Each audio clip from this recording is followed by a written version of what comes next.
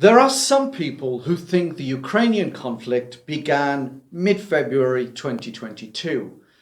If you are one of these people, then I'm here to tell you that you are wrong by about 8 years or so. You could argue that the problem with the Ukraine goes back even further, perhaps to the Soviet era in the late 1980s, and perhaps even further to the end of the Second World War. The Ukrainian problem is a complex and complicated one. The country is more than 600,000 square kilometers, and it sits on the cultural and ideological dividing line between the West and the East, between NATO and the Soviets. It's a mix of differing ideologies, all of which have merit.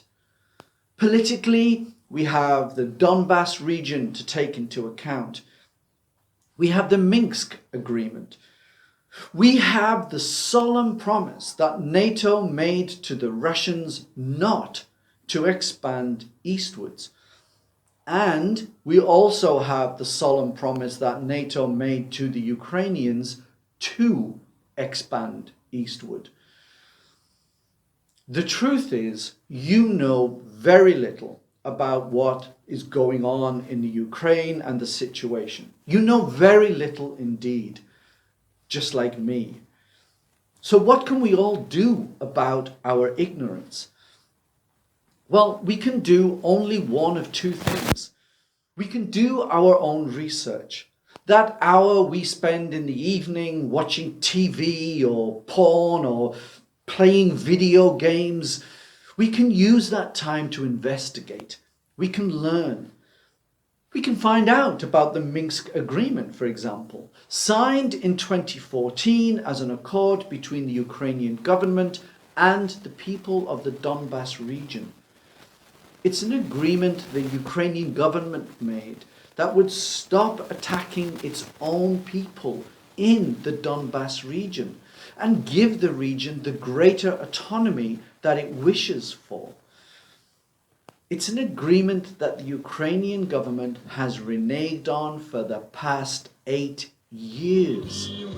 A period of time when the Ukrainian government has been attacking its own people and imprisoning its own journalists and others who dared to speak out. Ukraine has not observed the ceasefire, nor adopted the new constitution, nor passed a law on a special status for the Donbass. And most importantly, they won't hold talks with us. And if that doesn't happen, the Minsk Agreement means nothing.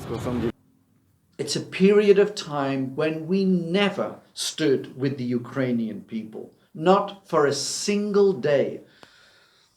The reason why we have never cared about the nearly decade-long conflict in the Ukraine is because we weren't told to care. Now we are not only being told to care, we are being told who the good guys are and who the bad guys are. We are being told who to care about.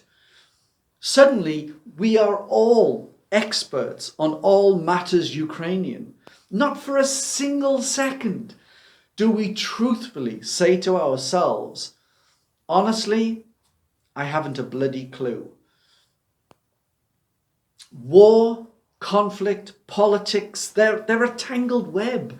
There is no right and wrong. There's no Hollywood blockbuster simplicity of the good guys versus the bad guys.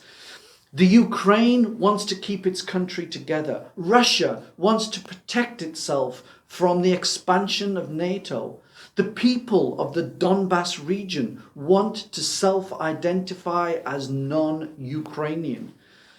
In all of that, who is right and wrong? And who are we to judge? By doing our own research, we become better informed and more intelligent, which puts us in the best place to instruct our governments as to what we want them to do on our behalf. The other thing we can do is put up Ukrainian flags on our social media sites and pour bottles of vodka down the drain in some form of anti-Putin protest. We can stand with the Ukrainian people just like we stood with the Syrian people 10 years ago. Don't you realize how insulting and stupid that is? To imagine an entire nation of people is nothing but one big glob of opinion. If we were to move the Ukraine so that it borders the current Ukraine, it would cover Europe from the Netherlands in the northwest to Budapest in the southeast, from northern Italy to northern Germany, taking in 6 European capital cities. It's the distance from Chicago to New York. Do you really think these people are of the same opinion, the same mind? Are we really that stupid? Do we really claim to know what they all think? We stand with the Ukrainian people without even bothering to find out what any person in the Ukraine actually wants. We don't talk to the Ukrainians who are pro-EU, and we don't talk to the Ukrainians who are against the expansion of NATO. When you stand with the Ukrainian people, exactly which group of Ukrainian people do you stand with? In your country, you give yourself credit for being intelligent, minded people with a complex array of nuanced opinion. Don't insult the people of the Ukraine by thinking they are not intelligent enough to have equally complex and nuanced opinions. Look, the only thing I feel very comfortable saying about the Ukrainian situation is that the Western media and Western political rhetoric has nothing to do with the Ukraine. Nothing at all. For them, this is about attacking Putin. I lived in Syria 10 years ago. The Western media and governments haven't changed. Western media and Western governments were not looking for solutions to the Syrian conflict and the Syrian problems, and they now are not looking for solutions to what is happening in the Ukraine. A Ukrainian conflict that has been going on for nearly a decade, and they have done nothing. This is just about Putin and Russia. It's the good guys versus the bad guys. Keep the news simple, keep the people ignorant. My belief is that our government should be putting pressure on the Ukrainian government to honor the Minsk agreement. It's a start. And you see, it has nothing at all to do with Putin. Our governments are not looking for solutions, and let's be honest, neither are we. All we are doing is feeding into the Western narrative of evil Putin. We are doing what we are told. We are thinking what we are told to think.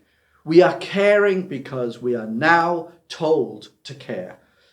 Your Ukrainian flag social media displays and your outpouring of anger and rage are as empty as your outpoured vodka bottles, which will eventually be disregarded and forgotten about, just like we've forgotten about the people of Syria. And just like we will eventually forget about the Ukrainians.